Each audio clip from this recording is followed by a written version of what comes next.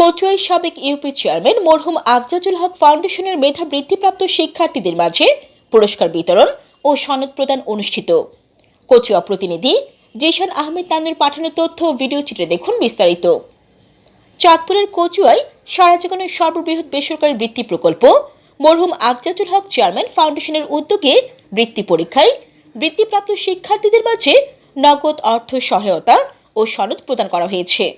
শুক্রবার রাগদুল ইসলামিয়া আলিম মাদ্রাসার মিলনায়তনের হলরুমে এই অনুষ্ঠানে রাগদুল ইসলামিয়া আলিম মাদ্রাসার অধ্যক্ষ মাওলানা মোহাম্মদ রোস্তম আলী সরকারের সভাপতিত্বে ও মরহুম আফজাজুল হক চেয়ারম্যান ফাউন্ডেশনের পরিচালক মোহাম্মদ ফারুক হোসেন ও সদস্য মোহাম্মদ নাসিরুল্লাহ এর যৌথ পরিচালনায় প্রধান অতিথি হিসেবে বক্তব্য রাখেন মরহুম আফজাজুল হক চেয়ারম্যান ফাউন্ডেশনের প্রতিষ্ঠাতা ও সভাপতি ডাক্তার মোহাম্মদ আরিফুল ইসলাম।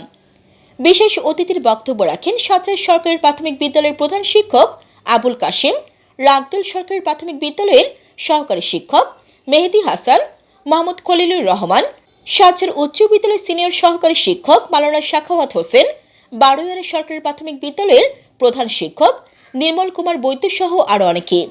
অনুষ্ঠান শেষে বৃত্তিপ্রাপ্ত মেধাবী শিক্ষার্থীদের মাঝে পুরস্কার বিতরণ ও সনদ প্রদান করা হয়। এ সময় বৃত্তিপ্রাপ্ত শিক্ষার্থী, অভিভাবক ও এলাকার গণ্যমান্য ব্যক্তিবর্গ উপস্থিত ছিলেন।